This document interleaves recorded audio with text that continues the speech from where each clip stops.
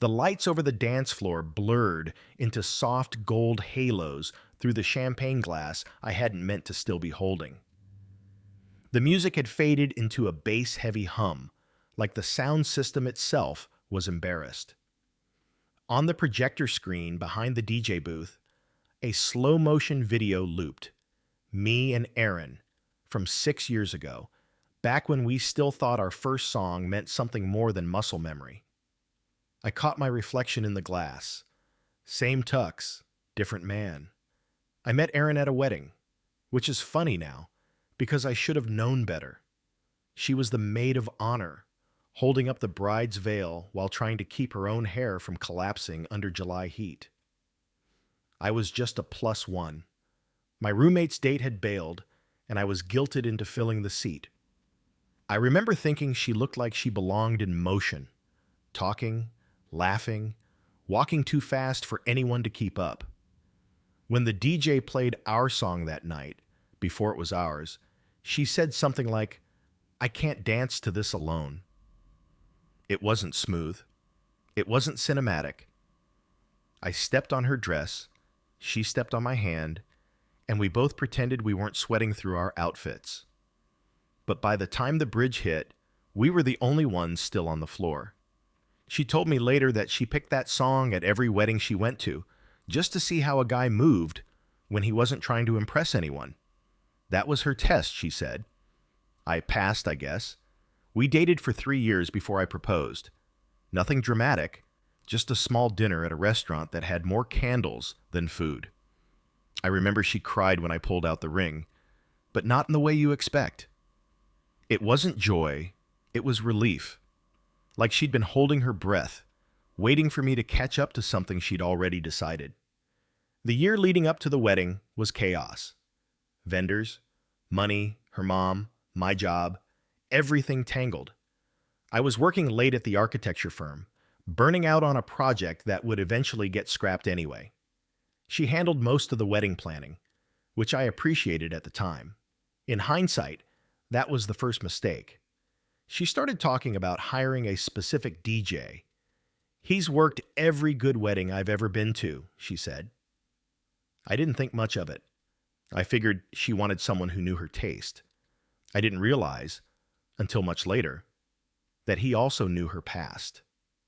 The reception was held in a restored barn just outside of Asheville. Exposed beams, Edison bulbs, mason jars full of flowers. It was the kind of venue you find on Instagram, not real life. I'd spent most of the day in autopilot, posing for photos, shaking hands, thanking people I barely knew for showing up. My face hurt from smiling. Aaron looked stunning, of course. Everyone said so. Every aunt, every coworker, every guy I'd invited from the firm, they all used the same word: stunning. I believed it too, until later that night, when I realized I didn't recognize her in those photos. When the dinner plates were cleared and the lights dimmed, the DJ tapped his mic and said, "Ladies and gentlemen, we have a special request from the bride." The crowd cheered, thinking it was the usual first dance reprise or some surprise dedication. I was standing by the cake table, still in that half-drunk haze of relief, thinking we'd made it, that the hardest part of the day was over. Then the first notes played. It took about 2 seconds for my stomach to drop. I didn't need the lyrics. I knew the intro, our song, the one we danced to the night we met, the one we'd chosen for our first dance earlier that night. But then came the next line, different. Because it wasn't the same version. It was a remixed cut, slowed down, with a new vocal overlay. The DJ spoke over it, his voice smooth and practiced, like a radio host. "This one," he said, "goes out to the one who taught her what love used to mean." And the crowd laughed like it was some inside joke. I didn't move. I didn't even blink. I just stared at Aaron, who was standing near the center of the dance floor, frozen, bouquet in hand, her face caught between shock and something else, something that looked a lot like guilt. It took me a few minutes to process what had happened. Everyone around us thought it was just an awkward dedication, a harmless slip. The DJ must have mixed up his files, right? But I saw Erin's face when she turned to look at him. That wasn't confusion. That was recognition. I walked over, slowly, trying not to make a scene. "What was that?" I asked. She shook her head too fast. "I don't know. I swear, I don't—" "Who's him?" I said quietly. "The one who taught you what love used to mean?" She opened her mouth but didn't answer. The DJ was fiddling with his laptop, avoiding eye contact. I felt the air around me thicken. People were watching now. Phones out. I could feel the vibration of the bass in my chest, like my own heartbeat was trying to drown out the noise. That's when her maid of honor, Claire, stepped in. "It's nothing," she said. "Just a stupid mix-up. The DJ worked her college friend's wedding years ago. He probably reused the playlist or something." But she said it too quickly. Too rehearsed. I'd seen Claire lie before. Small lies, mostly. Like pretending she hadn't seen texts on Erin's phone. But this one carried weight. I didn't make a scene. Not that night. I smiled, nodded, played along. When Erin reached for my hand, I let her. When people asked us to pose, I smiled like a man who hadn't just been humiliated on his own wedding night. But inside, something broke. Not all at once, just a hairline fracture that started spreading. When the guests finally left, when the barn lights dimmed and the photographer packed up, I excused myself to grab something from the car. Instead, I walked out to the gravel parking lot and sat in the dark. Night was humid, cicadas screaming in the trees. I could hear muffled laughter from inside, her voice mixed in. I pulled out my phone, opened Spotify, and scrolled through her playlists. She had one labeled College Years. I tapped it. There it was, our song. The exact same remix, same transition, same DJ tag. The one from that night. Except it wasn't ours. It never had been. I didn't confront her immediately. I told myself I needed proof. I told myself I was overreacting. I told myself 1,000 little lies just to survive the flight to our honeymoon in Puerto Vallarta. But even there, I couldn't stop seeing that look on her face. That split second when the song started, and she looked, not surprised, but caught. We spent the first 2 days pretending everything was fine. She took photos by the pool, tagged me in posts, wrote captions about finally married life. I smiled when people commented, even though every like felt like a nail. The third night, after dinner, I asked her again. "Who was it for?" I said. She looked up from her phone. "What?" "The song," I said. "You asked him to play it. Who was it for?" She stared at me like she didn't recognize me. "Are you seriously bringing that up now?" "I just want to know," I said. She laughed, an empty, bitter sound. "It's a song, James. You're acting like I cheated." "Did you?" She blinked. "What? Did you cheat?" She set her phone down slowly. "You know what? I'm not doing this." She grabbed her bag, stood up, and walked out of the hotel room. I didn't chase her. I sat there, staring at the condensation running down my glass, and realized something that felt worse than anger. I didn't trust her, not even a little. She came back hours later, mascara smudged, eyes red. "I needed air," she said. I nodded.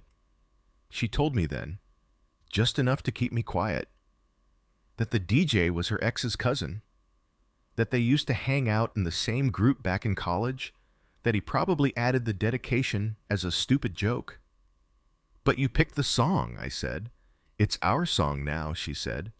"I didn't think he'd—" "Erin," I interrupted, "why did you pick that version?" She didn't answer. When we got back home, I went through her old photo albums, digital ones, stored in a shared drive I hadn't opened in years. Most were harmless, vacations, birthdays, selfies, but buried between them was a video file named with the same date as her college graduation. The thumbnail showed her in a blue dress, standing under a string of lights. I hit play. It was a small backyard party. Someone was filming her, and another guy, tall, dark hair, tattoo on his wrist, dancing to the same song, the same remix. At the end of the clip, he leaned in and said, "Always this song, ours." And she laughed. The same laugh she used on me the night we met. I didn't say anything. Not that night. Not the next day. I couldn't. It's strange how silence can become its own language. She sensed it too. The distance. The way I moved around her like she was furniture I couldn't rearrange. We started fighting over small things. Dishes, bills, her phone lighting up at odd hours. She accused me of being paranoid. I accused her of being dishonest. Somewhere in there, the love bled out. But I couldn't leave. Not yet. Because part of me still wanted to know why. Why dedicate that song? Why risk everything just to relive a memory? So I did something I'm not proud of. I emailed the DJ. I told him I was a friend of Aaron's planning a surprise for our anniversary. I asked if he still had the playlist from the wedding and if he could share it so I could recreate the set. He responded within an hour. Sent me a file labeled Aaron Special Mix. Inside was a playlist of 20 songs. Half of them were ones she'd said she hated, and the last one, the one that started the chaos, was titled For Nate. I stared at that name for a long time before closing my laptop. That night, when she came home from work, I asked her, calm as I could, "Who's Nate?" She froze. "Why?" "Because your wedding playlist is named after him." Her lips parted, then closed again.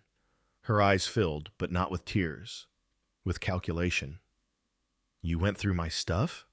she said. "I went through mine," I said quietly. She turned away. "You don't understand." "Then make me," I said. She didn't. She just whispered, "It's complicated." And that was it. In the weeks that followed, she started spending more nights working late. Her phone was always face down. Her laptop had a new password. I'd wake up and find her sitting in the dark, scrolling through something she'd hide the second I moved. One night, around 1 in the morning, I walked into the kitchen and found her crying over her phone. She looked up, startled, like a kid caught sneaking out. "What's wrong?" I asked. She hesitated, then said, "He reached out." "Nate?" She nodded. "What did he want?" "Closure," she said. "Did you give it to him?" She looked away. "I don't know." I don't remember sleeping that night. I sat in the living room, watching headlights crawl across the ceiling. By morning, I'd made a decision. I wasn't going to confront her again. Not yet. I wanted to see how far she'd go. So when she said she had a work trip the next weekend, I didn't argue. I just noted the hotel name on the itinerary she left on the counter. Then I booked a room in the same one. The day she left, I drove separately, checked in under a fake last name, and waited. I told myself I just needed to see it with my own eyes, to know I wasn't crazy. Around 7 that night, I saw her walk through the lobby, dressed nicer than usual. She was on her phone, smiling in that soft way I hadn't seen in months.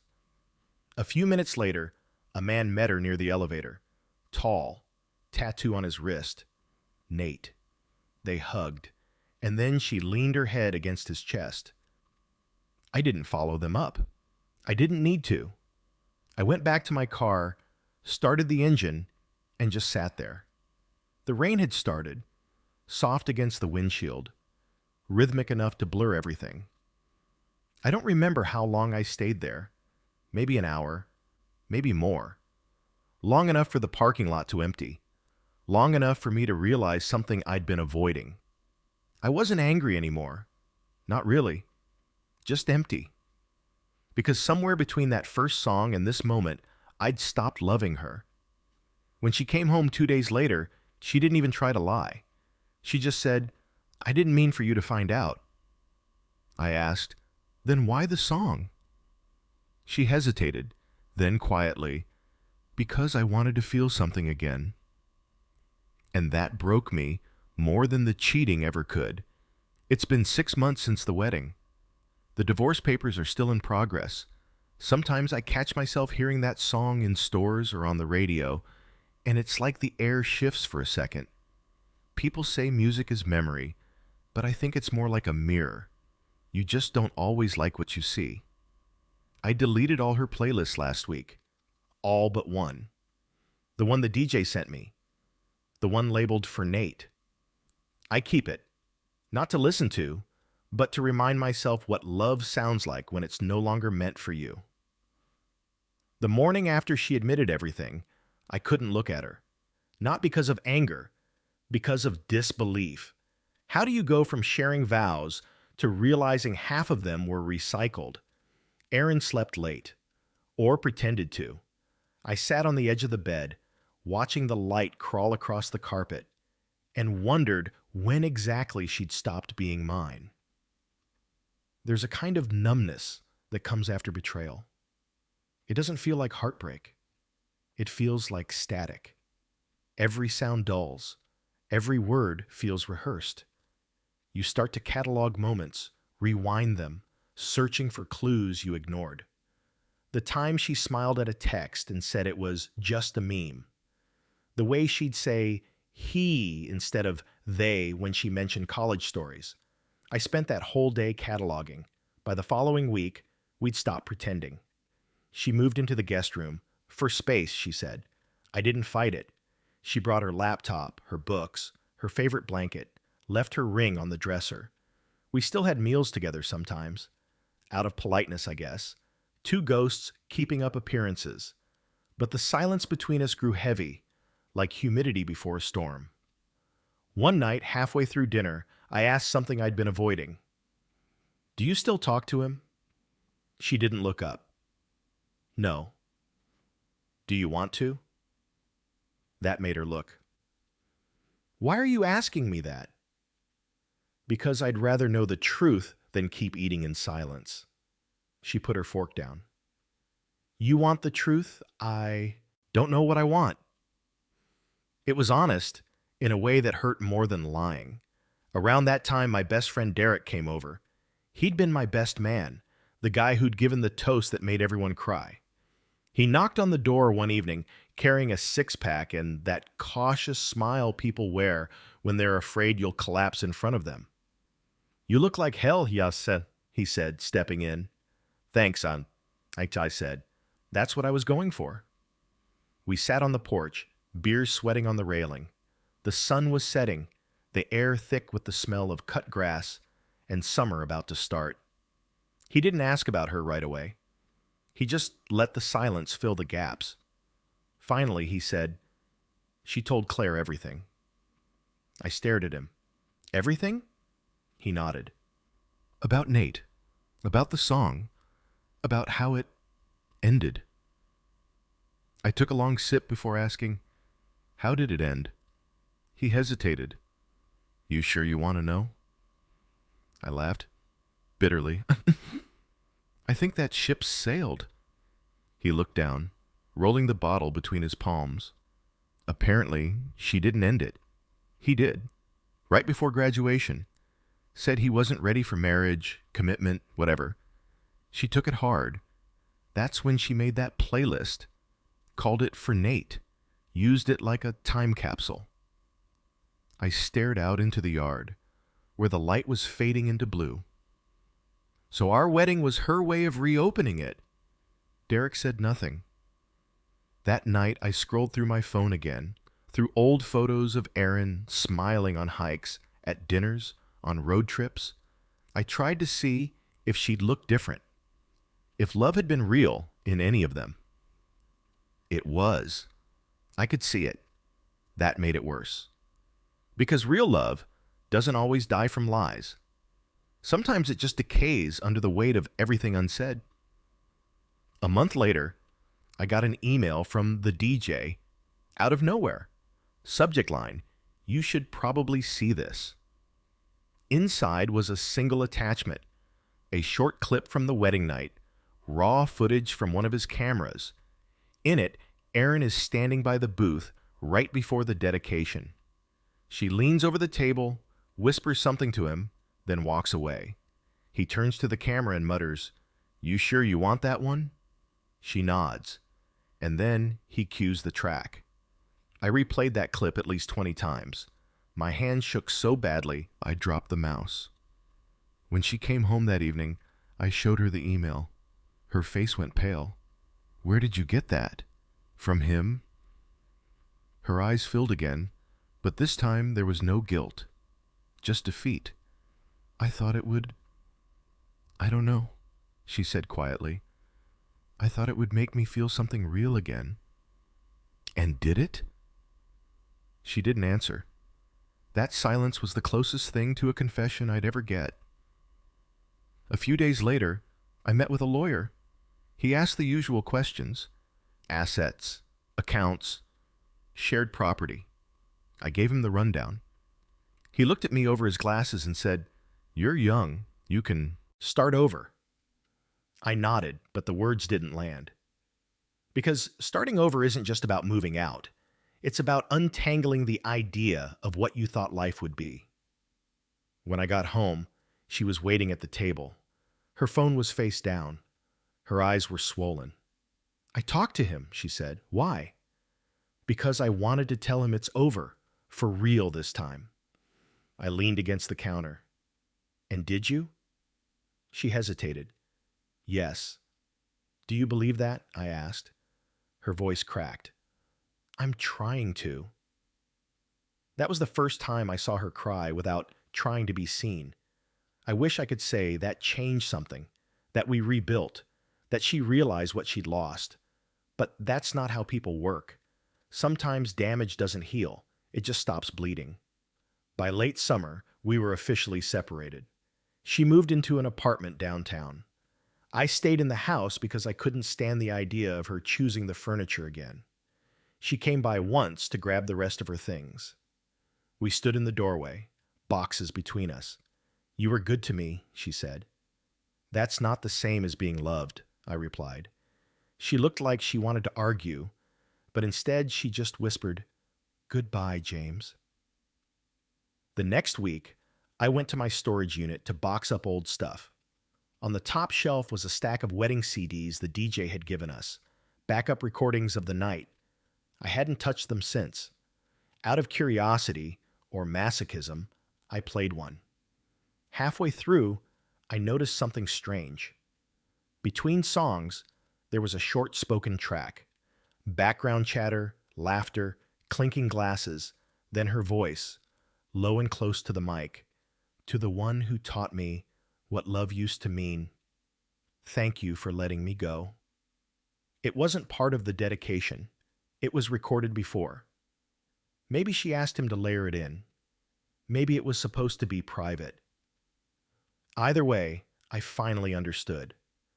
That song wasn't for Nate. It wasn't for me either. It was a goodbye, delivered in the cruelest way possible. Months passed. The divorce finalized. I started running again, picked up new projects at work, tried to fill the space she left. But some nights, when I couldn't sleep, I'd drive past that barn. The reception venue. It's rented out most weekends. I'd park on the hill and watch the lights flicker through the wood slats, hear faint music drift out. One night, I caught a song I recognized, the same one. But this time, it was someone else's wedding, someone else's story, someone else's mistake waiting to happen. And I realized something. Maybe songs don't belong to people. Maybe people just borrow them until the melody turns bitter. A year later, I was invited to another wedding, Derek's. He insisted I come, said it would be good closure. I almost said no, but curiosity, or pride, won. The venue was different this time. a small vineyard, sunlight spilling across white tablecloths. His fiancée, Marissa, was everything Aaron wasn't: grounded, kind, unpretentious. The DJ, different guy, played old jazz. Safe, neutral, no ghosts hiding in the lyrics. Halfway through the night, Derek came over, loosened his tie, and said, "You doing okay?" "Better than I thought," I said. He smiled. "You know, Marissa picked the first dance song, said she wanted something no one could ruin." "What did she choose?" I asked. He grinned. "Instrumental. No words to haunt it." We both laughed. It was the first time in a long time it didn't feel forced. Later that night, after a few too many drinks, I wandered outside. The vineyard glowed under string lights, cicadas buzzing in the distance. I could hear the muffled bass from inside. And then, because the universe has a dark sense of humor, the band switched mid-set. The first notes of that song drifted through the air. I froze, but instead of pain, I felt something unexpected. Relief. Like hearing an old voice and realizing it no longer had power. I stayed. Let the whole track play. Watched the new couple dance, smiling, unaware of the history tangled in the melody. When it ended, there was applause and silence, and I realized I'd finally let it go. "Play it again," I told the bartender. He glanced up from polishing a glass, unsure if I was joking. "That song, babe?" he asked. "Yeah," I said, tracing the rim of my beer with one finger. "Play it again." The jukebox behind him clicked, and the first chords rolled out. Low, familiar, softer now. People kept talking, laughing, unaware that to me, the whole room had frozen. It had been 2 years since the wedding when I heard that song willingly for the first time. Not by accident in a grocery store, not in the background of a movie, by choice. I'd stopped avoiding it. Maybe because avoidance felt like giving it more power than it deserved. My life by then was unrecognizable from what it had been. I'd moved to Raleigh, switched firms, rented a small apartment with more space than I needed. I'd filled it with furniture I built myself on weekends, pine shelves, a coffee table that still smelled of varnish. I'd stopped drinking coffee with sugar because she used to do that. Stopped using the same detergent because it reminded me of her perfume. Small rebellions, maybe, but they added up. For the first year, people kept asking if I was seeing anyone. I wasn't. I'd gone on a few dates, sure, but every time someone laughed a certain way or leaned across the table with the same tone she used when lying, I'd shut down. It wasn't fair to them. It wasn't fair to me either.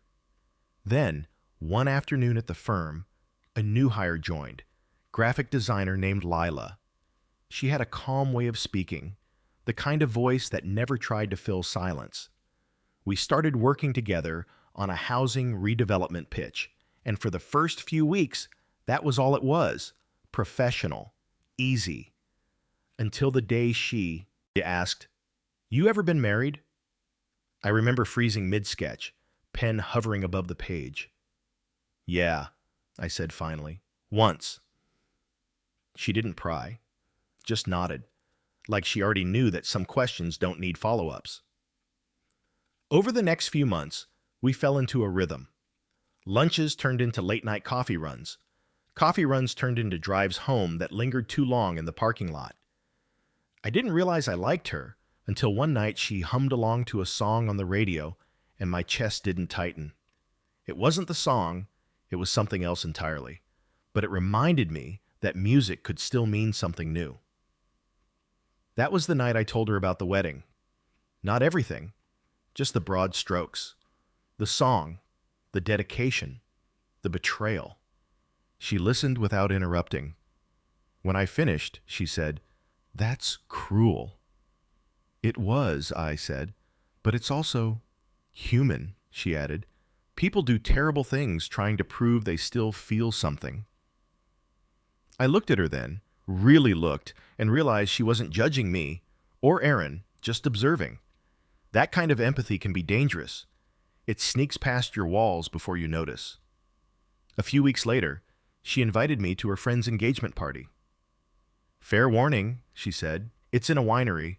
There'll be music." I hesitated. She noticed. "You don't have to dance," she said, half smiling.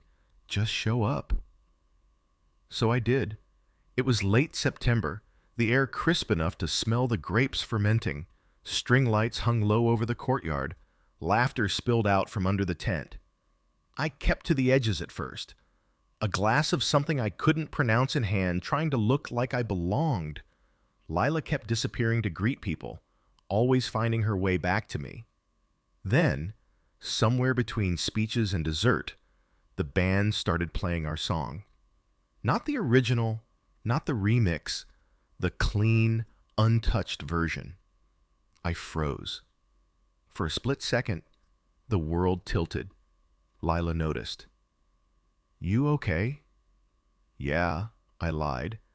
But instead of turning it off, I let it play. Watched as other couples swayed to it, smiling, unaware. And for the first time, I didn't feel anger or grief. Just distance. Like watching an old film where you used to know every line, but can't remember why it mattered. When it ended, Lila reached for my hand. "You made it through," she said softly. I nodded. Guess I did. That night, back in my apartment, I took the last copy of the DJ's playlist, the one labeled "For Nate," and deleted it. Not out of spite, but because I didn't need it anymore. Closure isn't loud. It doesn't come with tears or apologies. It's quiet, like waking up one morning and realizing you stopped checking your phone for someone's name months ago.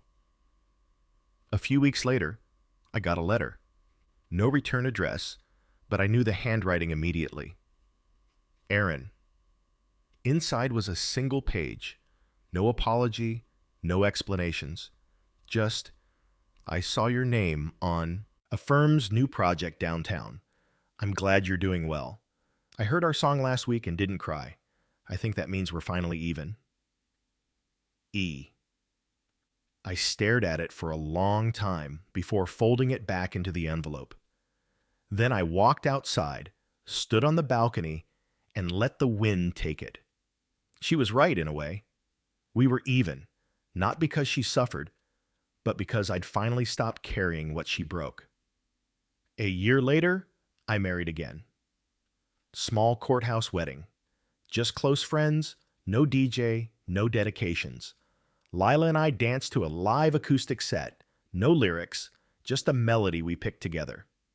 When people asked what the song meant, I said, "Nothing yet." Because that's the beauty of it.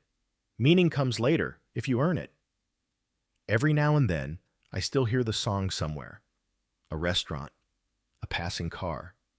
But it doesn't hurt anymore. It just reminds me how far I've come. Maybe that's what forgiveness really is. Not letting someone back in, but letting the echo fade. So when I sit at that same bar now, and the jukebox starts playing it again, I don't flinch. I just let it play. And somewhere in the melody, I find peace. If this story moved you, subscribe for more real-life confessions and emotional journeys like this one.